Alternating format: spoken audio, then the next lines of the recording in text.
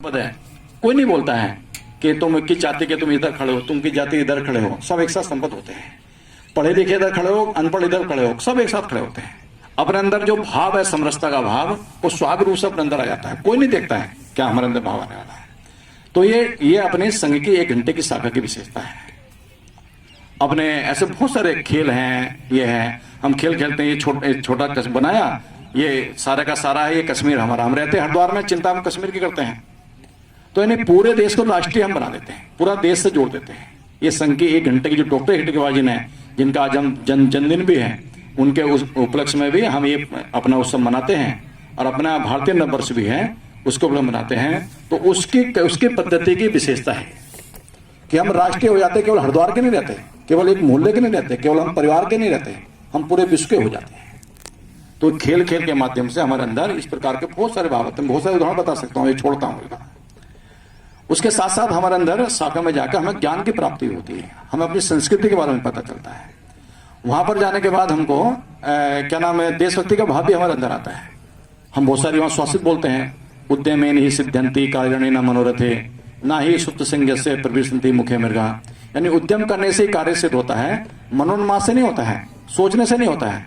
तो अपने जीवन में आता है कि भाई मैं जीवन में ऐसे क्यों बैठा रहूं, मुझे परिश्रम करना चाहिए, मेहनत करनी चाहिए, उद्यम करना चाहिए, तो जीवन में व्यक्ति सफल होता है। मुझे ऐसा लगता है जो संघ में ठीक प्रकार से जाता है, वो कभी जीवन में असफल नहीं होता है, वो जीवन में सफल होता है। उसके साथ साथ हम बहुत सारे बोलते हैं स्वासित, उद्यम साहसम धैर्य बुद्धि शक्ति पराक्रमा सड़ेते यत्र वर्तन्ते तत्र देवा सहायका। यानी जहां उद्यम साहस धैर्य बुद्धि शक्ति पराक्रम, ये 6 गुण होते हैं, देवता भी उनकी सहायता करते हैं। छोटी सी स्वासित है, शाखा में बोलते हैं, लेकिन उससे हमारे कई प्रकार के भाव आते हैं। यानी व्यक्ति निर्माण की जो प्रयोगशाला है, वो अपने 1 घंटे की शाखा जो डॉक्टर हिटकेबाजी हमको देखे गए तंत्र, उससे हमें प्राप्त होती है। गीत कितने होते हैं हमारे? अभी गीत बोला अपने भूपेन्द्र जी ने, अभी गीत बोलते हैं, संगठन गढ़े चलो सुपंथ पर बड़े चलो, भला हो जिसमें देश का वो काम सब किए चलो। रोंगटे खड़े होते हैं ऐसे गीत बोलने से। युग के साथ मिलकर सब कदम बढ़ाना सीख लो, एकता के स्वर में गीत गुनगुनाना सीख लो, भूल कर भी मुख में जाति पंथ की ना बात हो। कोई जाति पंथ की बात ना हो, भाषा प्रांत के लिए कभी ना रक्तपात करो। लड़ते रहते हैं हम लोग, ये बंगाल का है, ये कश्मीर का है, ये भारत का है, ये उत्तराखंड का, ये कुमाऊं का, ये पहाड़ का, ये प्लेन का, ऐसा लड़ते रहते हैं। इस संघ की शाखा में आकर ऐसे गीत बोलने के बाद हम पूरे देश के राष्ट्रीय हो जाते हैं। अब बहुत सारे गीत होते हैं हमारे, माँ भारती की स्वर्णिम माटी हमें है चंदन, माटी हमारी पूजा, माटी हमारा बंधन। इस मातृभूमि का माता मानते हैं। स्वामी विवेकानंद जी अब शिकागो गए, जाने बाद यहाँ आके जब लेटे, इस जमीन पर आके लेट पेट हो गए। उन्होंने कहा क्यों लेटे महाराज जी? बोले मेरे जो कण है जो चिपक गए मेरे उससे, मैं इस भारत भूमि से अपने कण, ये अपनी गंदगी छुड़ा रहा हूँ, भारत माता से अपने कण चिपका रहा हूँ। तो इस भारत माता को हम जय जयकार बोलते हैं। इसके गीतों के माध्यम से भारत माता की स्तुति करते हैं। सुबह सुबह सारे संघ के स्वयं से एकात्म शोक करते हैं।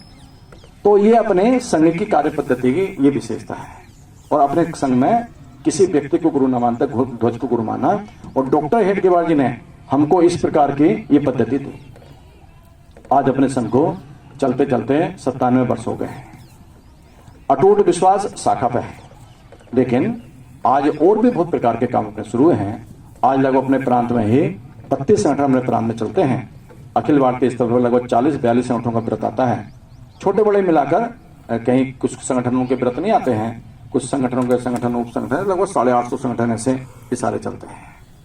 सबका उद्देश्य यही है कि अपना जो भारतवर्ष है, अपनी जो भारत माता है, ये परम वैभव पर रहनी चाहिए। हम जो प्रार्थना बोलते हैं, परम वै भवन्ने तुम्हें तत् राष्ट्रम समर्था भवत्व आशीषाते भृशम। अपने भारत को, अपने भारत माता को उस सिंहासन को बैठाना है। सबका यही ध्येय रहता है।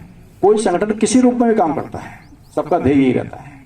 तो सभी जगह सब सुनकर काम करते हैं और सभी अपने अपने, कोई फील्ड ऐसे नहीं छोटा होता है यहाँ काम नहीं करते हैं। उसके साथ साथ आज जो करने की आवश्यकता है, तो आज संघ इतना पुराना हो गया, इतना काम हो गया, तो आज लोग हमसे परिणाम मांगते हैं। आप लोग क्या करते हैं? हम करते बहुत कुछ हैं, लेकिन अभी और बहुत करने की हमको आवश्यकता है। हमको करने की आवश्यकता है, कहते हैं थिंक ग्लोबली एक्ट लोकली। सोचो पूरे देश का, लेकिन जहां रहते हैं वहां हम करो। क्या कर सकते हैं?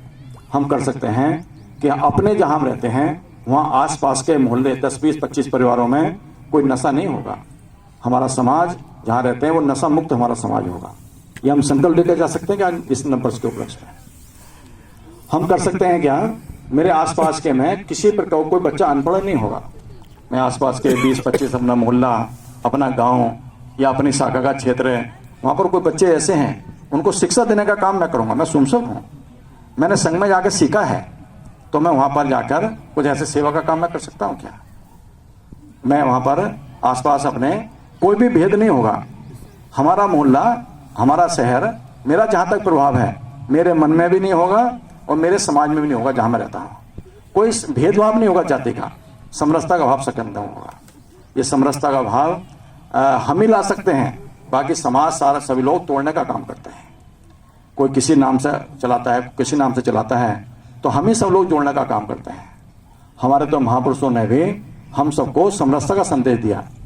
उडुपी में एक मंदिर है, कनकदास का मंदिर। वहाँ ऐसे कहते हैं कि भगवान कृष्ण की मूर्ति लगी है, उसके पीछे जो है वो खिड़की खुली है, उनका मुंह पीछे को है। उडुपी में जो है वो क्यों हुआ पीछे को? तो वहां पर कोई, मैं दर्शन करने गया था, वहां के पंडितों ने उनको दर्शन नहीं करने दिए, तो वो जाके वो पीछे जाके बैठ गया कनकदास। तो वो भगवान कृष्ण जो है उनकी मूर्ति पीछे को घूम गई और घूमने बाद वहां से वो खुल गया पूरा, उन्होंने पीछे से दर्शन दिए। जब भगवान ही कोई भेद नहीं करते हैं तो उसका नाम है किन किंडी, ऐसा उसका नाम है। गुरु गोविंद सिंह जी ने कहा सामूहिक संबंध सामूहिक पंगत कहा। भगवान राम ने निषाद राज के कहीं जाकर भोजन किया, सबरी के बेर खाए, उसको हम मानते हैं। लेकिन फिर भी हमारे समाज में अभी भी भेद है। हम संघ के संसद जितने सक्रिय होंगे और जितने अपने संघ का प्रभाव बढ़ेगा, उतना ये समरसता का भाव बढ़ेगा और समाज में भेदभाव कोई भी नहीं रहेगा। तो ये हम कर सकते हैं क्या? ये हमको प्रयास करना चाहिए अपने अपने क्षेत्रों में। हम अभी पर्यावरण की दृष्टि से आज कंक्रीट के जंगल बनते जा रहे हैं सारे, तो उसके हमें क्या कुछ पौधे लगा सकते हैं क्या? मैं 80 साल जीता हूँ, 85 साल जीता हूँ, 90 साल जीता हूँ, क्या अपने जन्मदिन पर मैं एक पौधा लगा सकता हूँ क्या? उसको पाल सकता हूँ जैसे मैं अपने बच्चों को पालते हैं? तो ये भी हमारे करने के काम है। ऐसे बहुत प्रकार के काम हैं जो हमारे करने के हैं। अपनी शाखा, जो व्यवसायिक शाखा है, उन शाखा को एक बार अपनी शाखा का अध्ययन कर हमारी शाखा क्षेत्र में क्या किस चीज की समस्या है, हमारी शाखा क्षेत्र में क्या करने की आवश्यकता है, तो हमारे जो व्यवसायी शुभशक हैं अपने शाखा क्षेत्र में कोई समस्या नहीं आएगी। उस शाखा क्षेत्र का अध्ययन कर वहां पर शुभशक टोली बनाकर ये काम करें, क्योंकि हमारी बहुत बृहत्तम सूची रहती है। एक शाखा में शुभशक तो 15, 20, 25 आते हैं, लेकिन वहां की सूची 150, 200, 250 की सूची होती है। वो जो शुभ शक्ति है, उस सभी शुभ शक्ति को उसको सक्रिय करना, ये हमारे शुभशकों का काम है। उसके साथ साथ अभी शताब्दी ये अपना वर्ष है, अभी 2023, 24, 24, 25 या 22, 23, 23, 24, इनमें शताब्दी विस्तारक बनने का परम पूज्य सर ने आह्वान किया है। तो हम 2 साल का समय दे सकते हैं क्या इस समाज के लिए, संगठन के लिए? तो आज हम इस संकल्प करके जाएं कि मैं 2 साल का समय ये संघ के लिए, जहां संघ कहेगा वहां मैं जाने के लिए तैयार हूं। अपना घर परिवार संघ थोड़ी सहमति बनाकर ये समय दे सकते हैं क्या? तो आज नववर्ष के उपलक्ष्य में अपने क्षेत्र में काम करने का संकल्प लेकर हम लोग जाएं और 2 साल का समय में कौन दे सकते हैं, ऐसा संकल्प लेकर जाएं। मुझे लगता है इस नववर्ष के उपलक्ष्य में इतना कहना पर्याप्त है। सभी को प्रणाम, सभी को नमस्कार।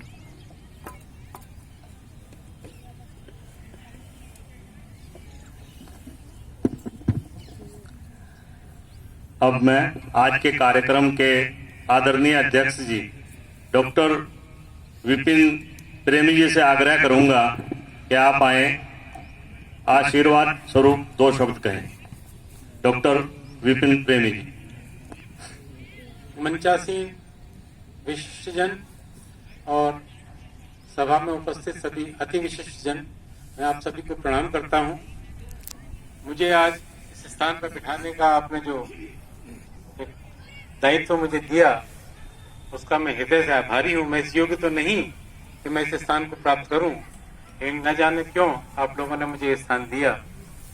और आदरणीय ने जो भी विचार आपके समक्ष रखे, उनका हमें पालन करने का प्रयास करना चाहिए। ये तो संभव नहीं है कि हम पूर्ण रूप से उसको पालन कर पाए, लेकिन प्रयास अवश्य करना चाहिए। और पुनः मैं आप सभी को धन्यवाद देता हूं कि आपने इस नववर्ष के अवसर पर ये आयोजन किया है। धन्यवाद।